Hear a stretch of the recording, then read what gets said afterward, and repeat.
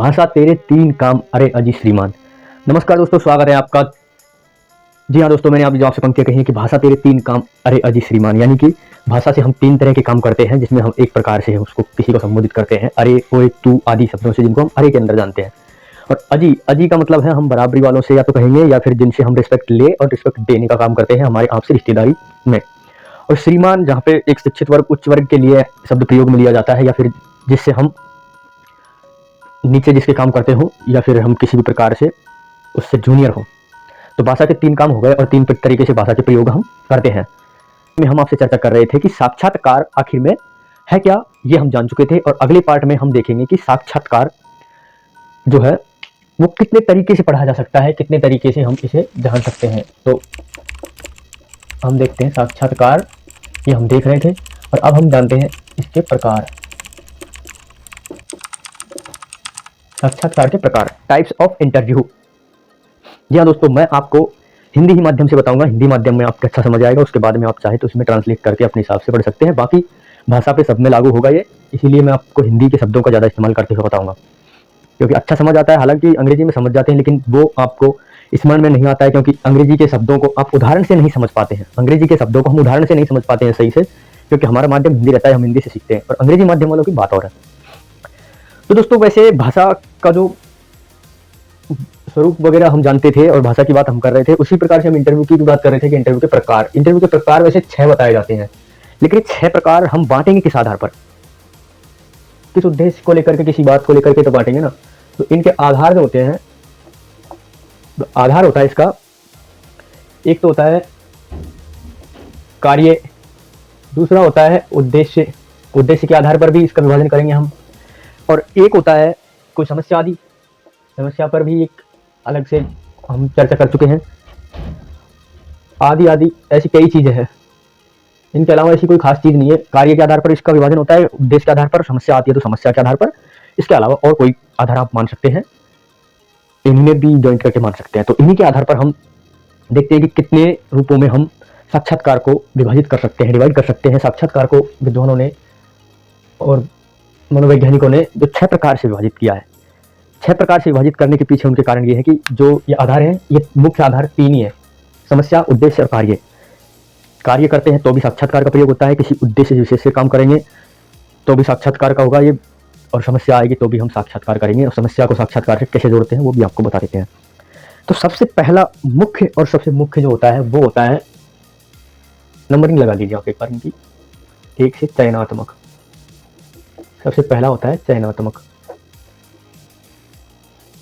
जी हाँ मित्रों, चयनात्मक में ये होता है कि जैसे आप इसमें देख ही लीजिए, चयन आत्मक, यानी कि जो चयन के लिए किया जाता है साक्षात्कार वो होता है चयनात्मक साक्षात्कार। यानी कि किसी को हम सेलेक्ट कर रहे हैं किसी भी चीज़ में, तो उसके लिए अब आप समझ ही रहे होंगे कि चयनात्मक कहाँ चलता है, ज़्यादातर कंपनियों में चलता है, जहाँ पर दोस्तों हमें किसी को सेलेक्ट करना होता है या हम कहीं सेलेक्ट होने के लिए जाते हैं। अगर हम इंटरव्यूअर हैं तो हम किसी को सेलेक्ट करेंगे, और हम अगर कैंडिडेट हैं तो हम किसी की जगह पे किसी पोस्ट के लिए। तो इसका जो है ये होता है कि जब इसका आधार क्या होता है, जीविकोपार्जन, जीविका होती है इसका आधार।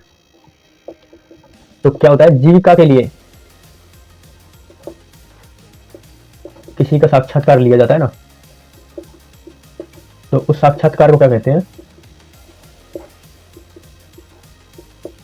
तो ये साक्षात्कार होता है आपका चयनात्मक। यानी कि बहुत सारे व्यक्तियों में से, बहुत सारे विकल्पों में से हमें एक को सेलेक्ट करना होता है, तो उसमें हम ये देखते हैं जिसको हम चयनात्मक कहते हैं। और चयनात्मक का जो है दोस्तों आधार क्या होता है, चयनात्मक जो हमारा साक्षात्कार है उसका आधार होता है, मतलब उसमें एक्चुअल में किस आधार पे ये साक्षात्कार किया जाता है, किस आधार पे इसमें प्रश्न किस प्रकार के होते हैं, और इनमें क्या क्या बातें पूछी जाती है, क्या क्या हम आधार कर सकते हैं। तो देखिए, अगर हम इंटरव्यू देंगे किसी कंपनी में, तो कंपनी वाला क्या पूछेगा, आप कंपनी के लिए क्या कर सकते हो, आप अपने आप में क्या स्पेशलिटी रखते हो, क्योंकि हमारा जो है भविष्य कंपनी पर टिका हुआ है और कंपनी का भविष्य हम पर टिका हुआ है। अगर हम इसमें चयन हो जाते हैं तो कंपनी के हित में जो हम काम करते रहेंगे, तो उसमें हमारी वो क्या देखते हैं, एक तो हमारे कार्य क्षमता देखते हैं, ठीक है, हमारी अभिरुचि देखते हैं कि अगर हमें काम करने में रुचि है तो अच्छी बात है। अगर हम बता देंगे उनको कि हमारी तो रुचि सब सोने में है, तो फिर वो क्या होगा, फिर आपका इंटरव्यू अच्छा नहीं जाएगा। इसलिए हमारी क्षमता भी देखते हैं वो लोग कि कितनी देर आप बैठ सकते हो, कितनी देर आप काम कर सकते हो, और हमारी योग्यता तो देखते ही है, हम क्या पढ़े लिखे हैं। अब आचरण में भी आप आ लीजिए, तो इसका क्या होता है,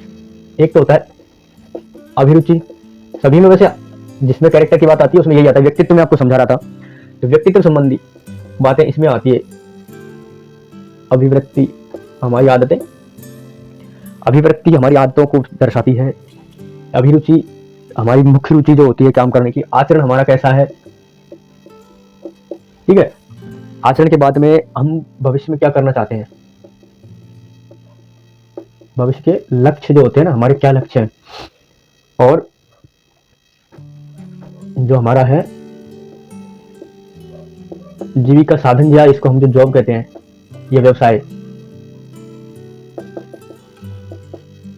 उसके लिए हमारा क्या विचार या दृष्टिकोण है, ठीक है। हमारा इसके लिए क्या दृष्टिकोण रहेगा। इसके अलावा एक दो चीजें, हाँ सॉरी मैं आपको भूल गया था, योग्यता हमारी क्या रहेगी। अब योग्यता में शारीरिक, शैक्षणिक सब कुछ पूछा जाता है। जिस प्रकार के आप कंपनी में जाएंगे उसी प्रकार की आप पूछे जाएंगे। अगर आप कहेंगे कि मैं तो सब टाइपिस्ट के जॉब पे जाऊंगा, तो टाइपिस्ट केस में है तो आपको कोई ये तो पूछेगा नहीं कि आप कितना दौड़ सकते हैं, कितना क्या कर सकते हैं, तो आपसे पूछेगा आपको कितनी स्पीड कितनी है। तो योग्यता भी हो गई, आप कितनी देर बैठ के टाइपिंग कर सकते हैं, ये आपकी अभिक्षमता हो गई। अभिक्षमता में आपने इसमें लिखा नहीं है क्षमता, अभिक्षमता। अभी जो वर्ड है इसको मैं आपको स्पेशली समझाऊंगा। अभी का मतलब होता है कि हमारी स्पेशल, हमारे लिए किसी बात के प्रति, किसी काम के प्रति। ये अभिरुचि, अभिवृत्ति, अभिक्षमता, ये अलग अलग बातें हैं ना। इन शब्दों को आप एक बार कैप्चर कर लीजिएगा, मैं आपको अलग से समझाऊंगा। लेकिन फिलहाल के लिए आप इसी के लिए समझ लीजिए कि विशेष चीज होती है जो हमारे अंदर है, विशेष काम के लिए होती है, जिसके लिए विशेष के लिए यूज होता है। क्षमता तो आपकी है, जान पता नहीं कैसी क्षमता है, लेकिन विशेष क्षमता होती है उसको अभिक्षमता कहेंगे, ठीक है। तो ये एक चयनात्मक हो गया, ठीक। चयनात्मक में हम बहुत सारे कैंडिडेटों में से एक कैंडिडेट को सेलेक्ट करते हैं और उसके में उसका आधार होता है उसका चरित्र। सबसे बड़ी चीज होती है चरित्र, और वो चरित्र कंपनी के लिए या जीविका के लिए पॉजिटिव है कि नहीं है, बस ये देखा जाता है। दूसरा जो हमारा शोध आता है वो, सॉरी जो आता है साक्षात्कार, वो होता है शोध। जो इसको बोलते हैं हम शोधात्मक, अनुसंधानात्मक। इस सब के आगे साक्षात्कार जोड़ते जाओ, आपको कोई दिक्कत नहीं है। और इसमें एक होता है निदानात्मक। ये दोनों चीजें एक साथ में बताना जरूरी हो गई आपको, शोधात्मक और निदानात्मक। और चौथा भी आप इसी के साथ में लगा सकते हो। उसके लिए एक विशेष बात है कि उपचारात्मक,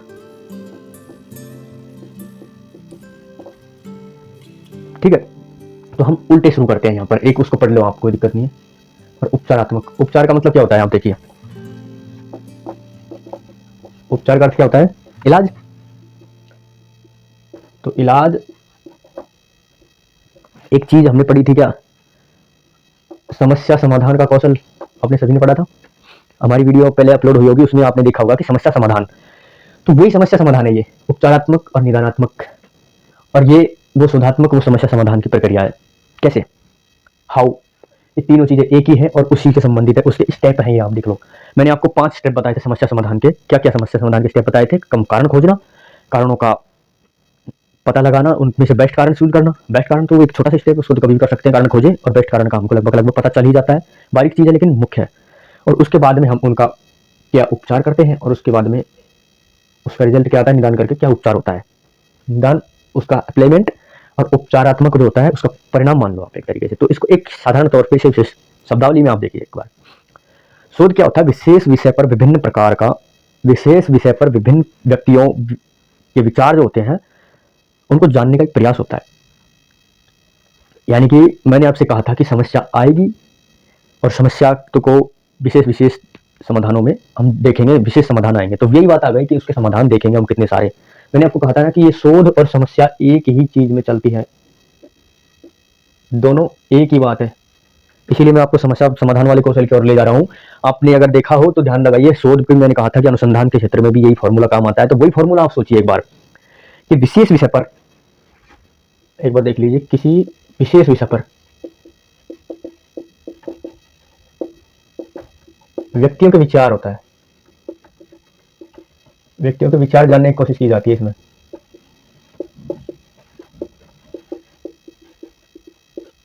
मेनली बात ये नहीं है कि इसको समझाना है तो आप 2 मिनट में समझ जाओगे, क्योंकि ये तो समझी समझाई बात है। अगर हमने कभी इंटरव्यू दिया हो तो कोई पुरातत्ववेत्ता वगैरह आता है, या फिर कोई भी किसी चीज के लिए मनोवैज्ञानिक या वैज्ञानिक कोई चीज विशेष खोजते हैं, तो वो सबसे पूछते हैं।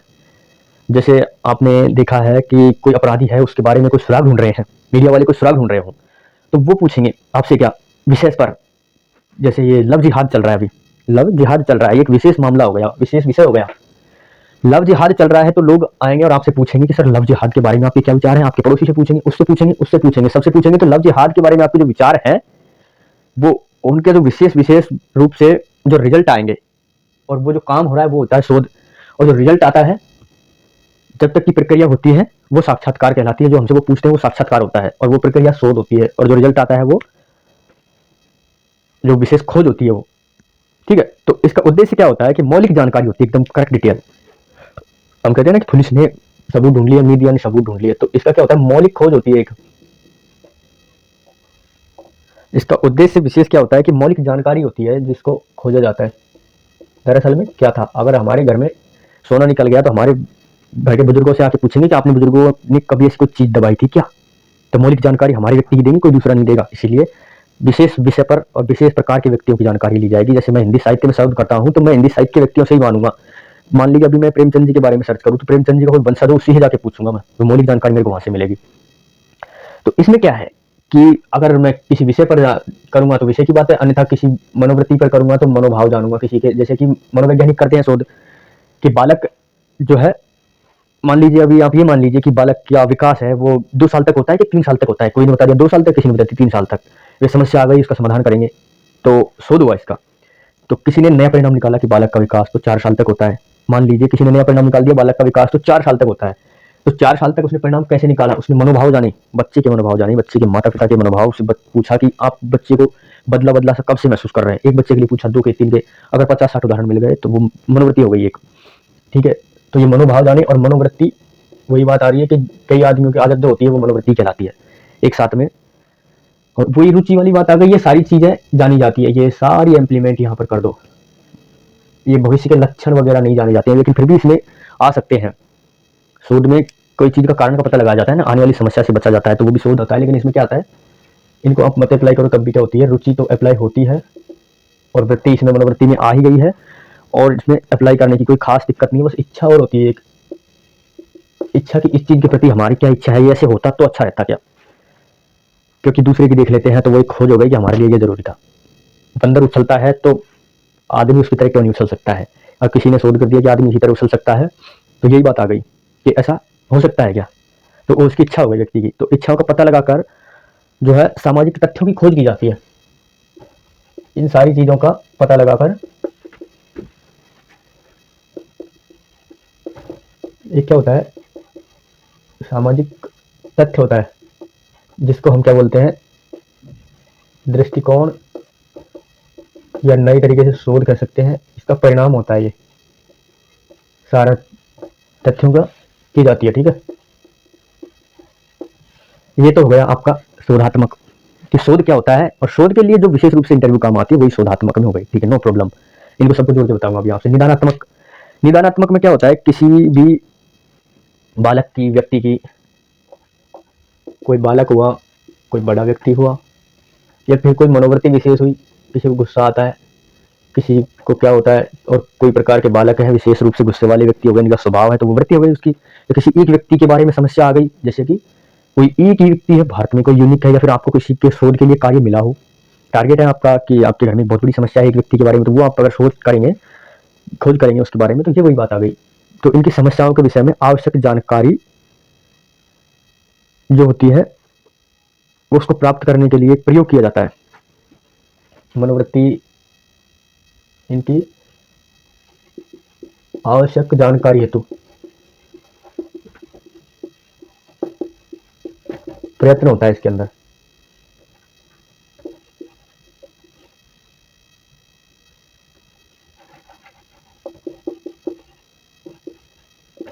ठीक है, यानी कि कोई बालक है, कोई व्यक्ति है, या फिर कोई विशेष प्रकार की कोई एक रूढ़िवादी परंपरा या कोई सोच चली आ रही है किसी प्रकार की, तो उसका जो है निराकरण करने के लिए जो प्रयोग किया जाता है तो वो होता है। इसमें क्या है दोस्तों, देखिए इसमें तो शोधकर्ता चलते हैं। शोध में तो मैं आपको बता ही दूं कि शोधकर्ता द्वारा किया जाता है, और ये भी शोधकर्ता द्वारा किया जा सकता है। लेकिन इसका क्या होता है कि ज्यादातर लोग करते हैं डॉक्टर, मनोवैज्ञानिक, क्योंकि मनोवृत्तियों की जानकारी जो मनोचिकित्सक होते हैं वो मनोवैज्ञानिक ही कहे जाते हैं, मनोचिकित्सक भी कह सकते हैं उनको, इसलिए वो डॉक्टर भी हो गए। इसमें भी, उसमें भी डॉक्टर कर सकते हैं कोई विशेष समस्या, लेकिन वो बड़ा समाधान है, कोई विशेष परिणाम निकाला जाता है। इसमें छोटी छोटी बातों पर भी निष्कर्ष किया जाता है, ये छोटा होता है वो बड़ा होता है मतलब। तो इसमें क्या है कि संबंधियों के कारणों की खोज की जाती है, बस कुछ नहीं, निर्देश होता है एक निर्देशात्मक होती है चीजें।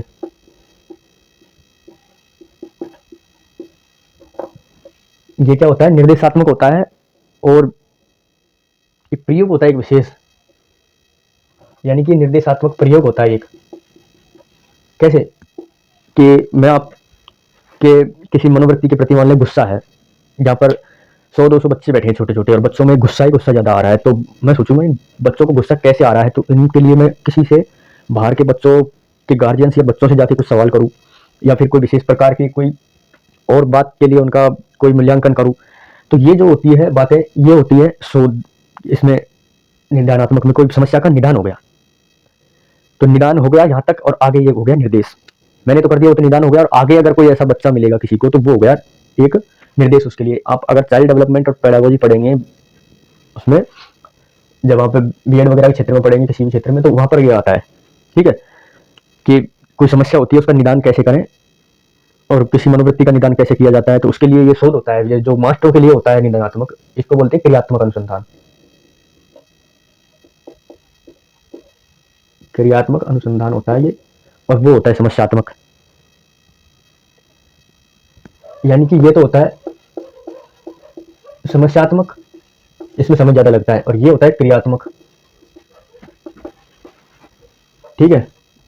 यानी कि इसमें कार्य होता है, इसमें समस्या होती है, समस्या के लिए कार्य होता है, लेकिन इसमें कार्य ही होता है विशेष रूप से, और कुछ छोटी समस्या के लिए कार्य होता है। चौथा आ जाता है उपचारात्मक।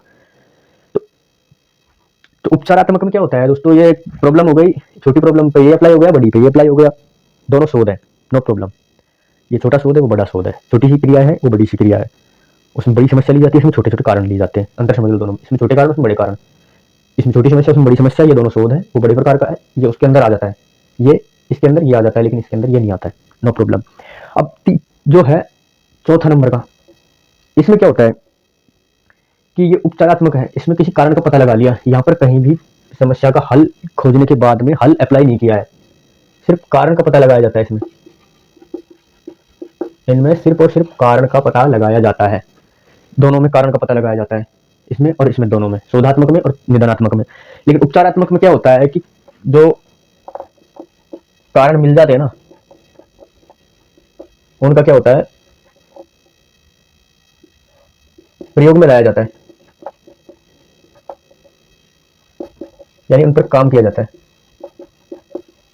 यहाँ पर भी क्रिया होती है, यहाँ पर भी क्रिया होती है, लेकिन यहाँ पर क्रिया सिर्फ कारणों का पता लगाने के लिए होती है, और यहाँ पर क्या होता है कि उनका समाधान करने के लिए होती है। ये उपचार हो गया ना। ये निदान का मतलब तो ये हो गया कि उसका एक हल ढूंढना।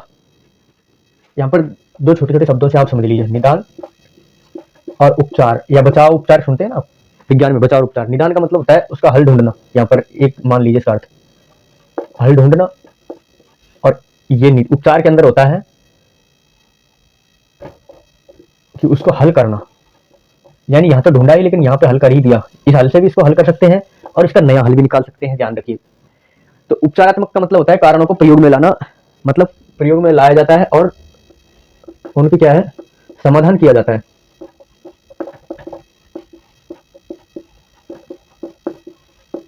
यानी समस्या का समाधान कर दिया जाता है, यहाँ पर समस्या को खत्म कर दिया जाता है, उपचारात्मक में उसका उपचार कर दिया जाता है। इसमें क्या होता है, यानी कि जब समस्या को खत्म करने के लिए जो साक्षात्कार होते हैं उनमें ये काम आता है। यहाँ पर तो क्या है, किसी भी बात के लिए किसी से बात करेंगे, और यहाँ पर निदानात्मक में क्या होता है कि किसी भी छोटे कारण के लिए अनेक अनेक परिस्थितियों में बात करेंगे। यहाँ पर कारण अनेक भी हो सकते हैं, यहाँ पर अनेक हो सकते हैं, वहां पर एक मेजर कारण होता है, ठीक है। और उन अनेक कारणों का पता लगाने के बाद में उनके समाधान पर बात की जाती है यहाँ पर, ठीक है। समाधान के लिए जो होता है, समझ गए कहने का मतलब, यहाँ तो कारण का पता लगाने के लिए होता है, यहाँ समाधान का पता लगाने के लिए होता है। कारण मिल गए, हम उसके समाधान के लिए करेंगे। यानी कि अगर हम किसी चीज का कारण जानते हैं, गुस्सा आता है बालक में और हमें पता है कि गुस्सा आता है हार्मोन्स के कारण, तो हमने कारण तो पहले जान लिया, यानी हमारे पास ऑलरेडी है, लेकिन उसका उपचार क्या होगा उसके लिए बात करेंगे विभिन्न विभिन्न व्यक्तियों से। तो आपका गुस्सा कैसे कंट्रोल होता है, आपका गुस्सा कैसे कंट्रोल होता है, किसी और से पूछेंगे आपका गुस्सा कैसे कंट्रोल होता है। तो ऐसी ऐसी बातों से जब हम बात करेंगे तो उनको क्या कहते हैं कि ये क्या होता है, उपचारात्मक होता है, ठीक है। इन चीजों को हम कहते हैं उपचारात्मक। तो अगली जो बात आती है वो आती है हमारी इनमें 5वें नंबर के जो साक्षात्कार की आती है। अब आपको अभी भी कोई कंफ्यूजन है कि इन 5-4 में ये इंटरव्यू कहाँ हो रहा है? देखिए, ये जो आपका उपचारात्मक है इसमें भी इंटरव्यू हो रहा है। जब आप किसी चीज का ऑलरेडी कारण निकाल चुके हैं और उसका समाधान करेंगे, तो उसके लिए किसी से जब सवाल जवाब करेंगे ना, वो कारण होता है इंटरव्यू का, वही होता है इसका उद्देश्य, और वही होता है उपचारात्मक साक्षात्कार। और जब किसी चीज का कारण ढूंढेंगे तो वो होता है निदानात्मक। और किसी बड़ी समस्या का भी पता लगाएंगे, फिर उसके कारणों का पता लगाएंगे। समझ रहे हैं, समस्या का भी पता नहीं लगता है इसमें। ये तो आप बिल्कुल समस्या समाधान के कौशल पे चले जाइए, और ये समस्या समाधान के 2 स्टेप को छोड़ दीजिए। समस्या का पता लगने के बाद में यहाँ पे कारण का पता लगता है, और ये तीसरा स्टेप है कारण का इंप्लीमेंट करना। बीच के 2 छोटे छोटे स्टेप गायब है। ये पहला स्टेप गायब है, दूसरा स्टेप है, यहाँ पर तीसरा स्टेप है, और ये 5वां स्टेप है, चौथा स्टेप गायब है। आप समस्या समाधान वाली वीडियो देख लेना, बिल्कुल समझ में आ जाएगा दोनों को इंप्लीमेंट करके जब देखोगे। 5वां जो आता है ये इसमें अलग ही आता है दोस्तों, संचरित, और एक छठा आता है उपसंचरित। अब दोनों में देखिए अंतर क्या है। सबसे पहले दोनों को समझते हैं। वो चयनात्मक अलग था, और ये 3 अलग है, और ये 2 अलग है, यानी कि 6 प्रकार होते हैं इसके, और 6 प्रकारों में अलग अलग है। संचरित में तो क्या होता है, जैसे हम किसी से मिलने जा रहे हैं तो हम कहेंगे कि सर हमको 15 मिनट रुकना है। 15 मिनट में हम उनके घर के समाचार पूछेंगे, 5 मिनट में उनके काम के समाचार पूछेंगे, 3 मिनट में उनकी और बातों को पूछ लेंगे, 1-2 मिनट में उनसे और वो सिद्ध कर लेंगे, हम आ जाएंगे। ऐसे करके बात हो जाती है। और कभी क्या होता है, हम रिश्तेदारी में गए और हम रह गए 2, 4, 5, 10 दिन, नॉन रीजनल पड़े हो, कोई दिक्कत नहीं, कोई उद्देश्य नहीं है, निरुद्देश्य कुछ भी काम नहीं है, लेकिन उसका हमारा ये उद्देश्य होता है कि हमारा टाइम पास करना, बस ऐसे ही इसमें है। संचरित में तो क्या होता है कि जिसमें योजना पूर्व निर्धारित होती है, पूर्व निर्धारित योजना होती है, यानी हर चीज की। और इसमें क्या होता है, पूर्व में निर्धारण नहीं होता है। अब साक्षात्कार में यही होता है, प्रश्न और उत्तर। तो इसमें क्या होता है, प्रश्नों की योजना होती है और काम की टाइम की योजना होती है। साक्षात्कार में भी टाइम होता है, मैनेजमेंट, टाइम मैनेजमेंट की वीडियो मैंने आपको डाल रखी है पहले। इसमें क्या होता है, प्रश्न और समय, समस्या भी होती है इसमें, और एक समय भी होता है किस समस्या पर हम बात कर रहे हैं और कितने समय पर हम बात कर रहे हैं। ठीक है, तो इसमें क्या होता है कि हमारा एक कारण होता है। ये इसका अगला स्टेप आप समझ सकते हो, उपचारात्मक का। उपचारात्मक का हमने समाधान किया, लेकिन वो समाधान आगे कौन करेगा, हमने तो कर दिया, निर्देश हो गए, या कहा था मैंने आपसे कि निर्देश होता है ये उपचारात्मक। ठीक है, ये क्या है, निर्देशन है। ऊपर वाला भी है निर्देशन और ये भी निर्देशन है, दोनों है किसके लिए, आने वालों के लिए। शोध का क्या है कि अलग चीज है, अब मैंने अलग शोध किया, किसी ने और ने अलग किया, लेकिन ये साधारण कारणों पर किए जाते हैं दोनों। इसके लिए निर्देश है, और निर्देश जो है वो जब जाएंगे तो अगली बार से मेरी बातों को फॉलो करेंगे ये दोनों। ये तो नहीं करेगा, तो मेरी बातों को जब फॉलो करेगा तो वो उपचारात्मक हो जाएगा। यानी कि मैं यहाँ पढ़ाने के लिए 6 कारण बता रहा हूँ, किसी और ने पहले बताए होंगे तो मैं 6 बता रहा हूँ, अन्यथा मैं यहाँ पे एक 7वां जोड़ दूँ तो वो शोध हो जाएगा, निदानात्मक उपचारात्मक में आ जाएगा। लेकिन अगर मैंने यहाँ पे 6 ही कारण बताए तो वो संचरित हो जाएगा, क्योंकि मैंने पहले की परंपरा को फॉलो किया है।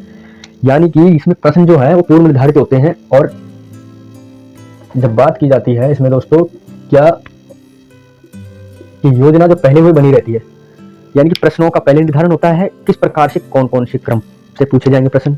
देखिए प्रश्न होता है, समस्या भी एक ही होती है, एक समस्या पर एक बार प्रश्न, दूसरी पर जितने निश्चित होते हैं, और इनका क्या होता है, क्रम भी निश्चित होता है, इनकी संख्या भी निश्चित होती है, और इनके लिए समय भी निर्धारित होता है। यानी कि अगर बोल रहा है वक्ता और आपको पता है कि प्रश्न का 1 ही मिनट हमको जवाब लेना है, आगे नहीं, तो आप उसको रोक देंगे वहीं पे, क्योंकि 1 मिनट में क्या जवाब दे सकता है। जैसे कि अति लघुत्तरात्मक, लघुत्तरात्मक, बहुविकल्पात्मक प्रश्न सुने आपने। अति लघुत्तरात्मक का मतलब होता है एक ही पंक्ति में जवाब, उससे पहले एक और जवाब चलता था आपके एक शब्द में उत्तर देने वाला। बहुविकल्पात्मक तो होता ही है, लेकिन उसके बाद में एक और चलता था एक शब्द वाला, वो आज हटा दिया। असत्य सत्य वाला भी चलता था, उसमें भी एक एक शब्द देना होता था। तो एक शब्द का होता है, उसमें पूर्व निर्धारित है, उसका क्रम आता है, उनका भी क्रम आता है छोटे से बड़ा का, इसलिए इसका प्रश्नों का क्रम ये में संचरित में। और किसी एक टारगेट को लेकर के, वही बात है, किसी एक लक्ष्य पर। यानी कि अगर हम इंटरव्यू देने गए तो इंटरव्यूअर ने अगर हमें एक प्रयोजन के लिए रखा है, तो हमको मान लीजिए एजेंट की पोस्ट के लिए इंटरव्यू देने के लिए उन्होंने बुलाया है, एजेंट के लिए उन्होंने 5 सवाल बांध रखे हैं, 5 सवालों का 15 मिनट का समय है, और वो हर कैंडिडेट से वही सवाल करेंगे। पहले आपसे पूछेंगे आपका बायोडाटा क्या है, दूसरा सवाल आपसे पूछेंगे कि आप काम में क्यों करना चाहते हो, इत्यादि इत्यादि 5 सवाल पूछेंगे, 5 का क्रम है। तो अगर उन्होंने ऐसा ही किया तो वो हो जाता है संचरित, यानी कि एक ही रूप से चलने वाला। देखिए समधन चरित, तो तो इसका अर्थ होता है समान और इसका अर्थ होता है चलने वाला, यानी कि समान चलने वाला हर जगह पर एक ही रूप से चलेगा तो वो संचरित हो जाएगा। ठीक है, अब ये उपसंचरित है, इसके विपरीत होता है। ये क्या होता है, इसका विपरीत। संचरित का विपरीत होता है, इसमें कोई निर्धारण नहीं होता है, कभी भी आओ जाओ, कितने भी प्रश्न पूछो, वक्ता को खुला छोड़ दिया जाता है। इसमें क्या है कि इन प्रश्नों से एक निष्कर्ष पर पहुंचा जाता है, एक विशेष निष्कर्ष होता है सब में। इंटरव्यू का तो परिणाम ही एक निष्कर्ष होता है ना, सारी इंटरव्यू जितनी भी होती है, साक्षात्कार, उसका एक परिणाम निष्कर्ष होता है। तो इसमें भी निष्कर्ष होता है, इसमें भी। तो ये निष्कर्ष जो होता है इसमें पहुंचने में, इसमें तो बिल्कुल कठिनाई नहीं आती है, लेकिन इसमें कठिनाई आ जाती है क्योंकि इसमें स्वतंत्र होता है। कौन? वक्ता स्वतंत्र होता है, मतलब साक्षात्कार देने वाला। इसीलिए इसमें जो होता है निदान कह लो आप इसको, या परिणाम, या एक निष्कर्ष होता है ना कि आखिर में हुआ क्या, फेल हो कि पास हुए इंटरव्यू में हम, तो इसमें परेशानी आती है। और उसमें तो क्या मार्किंग बनी रहती है, 2 नंबर का एक प्रश्न है और आपने 2 प्रश्नों के आधे नंबर के लिए उत्तर दे दिया, आधे नंबर का आपका आ गया प्रश्नों का उत्तर और आपका मूल्यांकन तुरंत हो गया। लेकिन इसमें आपको पता ही नहीं उन्होंने कितने प्रश्न पूछे, कितने क्या किए, ऐसे क्राइटेरिया बना के नंबर दे देंगे, लेकिन उसमें बहुत समस्याएं होती है। इसलिए आजकल ये जो संचरित है इसको यहाँ पे काम में लिया जाता है, चयनात्मक में ज्यादातर। और उपसंचरित में आपका ये जो शोधात्मक होता है, शोधात्मक उपसंचरित में काम में लिया जाता है, क्योंकि इसमें व्यक्ति को रियल में एनालिसिस करना होता है कि एक्चुअल में बात क्या है, मन की पूरी बात जाननी होती है। शोध में, समस्या में पूरी बातें जानने इसलिए जरूरी होती है क्योंकि इसमें एक नया परिणाम आता है सामने। इसमें किसी के में सुधार किया जा सकता है दोनों में, लेकिन इसमें बिल्कुल अपना नया होता है। समस्या की खोज भी करते हैं, परिणाम भी नया आता है। समस्या की खोज जब करेंगे तो समस्या ही आती है एक परिणाम को लेकर के, और इसमें छोटी समस्या होती है। समस्या इसमें क्या होती है, अपने आप में एक यूनिक होती है। यूनिक का मतलब एक विशेष होती है, और इसमें सामान्य होती है। और इसमें तो पता होती है पहले से ही, इसमें पहले से ही पता होती है, तो इसको हम समस्या नहीं करके कारण कह देते हैं। जब पहले से कोई पता होती है समस्या तो कारण हो जाता है ना, कि आप कहेंगे कल स्कूल क्यों नहीं आए, तो वो आपकी समस्या थी कि आप बीमार थे, लेकिन अब कारण हो गया कि आप स्कूल नहीं आए। तो इन तीनों को समझने के लिए तो ये बात हो गई। और ऊपर वाले का यही है कि आपका जो इंटरव्यू होता है, अब हम पढ़ेंगे और सब चीज इसी के बारे में डिस्कस ज्यादातर करेंगे, क्योंकि ये हमारा मेन टॉपिक है, आत्मनिर्भर बनाना। अर्थात मैं आपको एक दृष्टि से दिखाऊंगा कि इंटरव्यू कहाँ ज्यादातर काम में लिया जाता है। साधारण तौर पर ये उच्च लेवल है, ये विशेष रूप से लेवल का है, लेकिन उसका ज्यादातर लोगों में यूज नहीं आता है। संचरित रूप संचरित इन्हीं में काम आता है, उपचारात्मक भी इसी में काम आ जाता है ज्यादातर, लेकिन ये चारों है ना, ये मुख्य है। इन चारों में से मैं आपको बताऊंगा चयनात्मक। चयनात्मक सबसे पहले बताऊंगा, आपकी इच्छा होगी तो ये बता दूंगा, लेकिन चयनात्मक के लिए ही हम काम करेंगे, क्योंकि चयनात्मक का जो होता है मुख्य उद्देश्य होता है किसी व्यक्ति का व्यक्तित्व निर्धारण करना, किसी व्यक्तित्व की क्षमता देखना, किसी का जीवन का जो होता है एक चरित्र के रूप में, मतलब इसका व्यक्ति क्या कर सकता है, आगे भविष्य में क्या करेगा, हमारे लिए क्या कर सकता है, अपने लिए क्या करेगा, ऐसी चीजें व्यक्तित्व का निर्धारण करता है चयनात्मक। व्यक्तित्व में मुख्य रूप से है, उसी से व्यक्ति आत्मनिर्भर बनता है व्यक्तित्व से ही।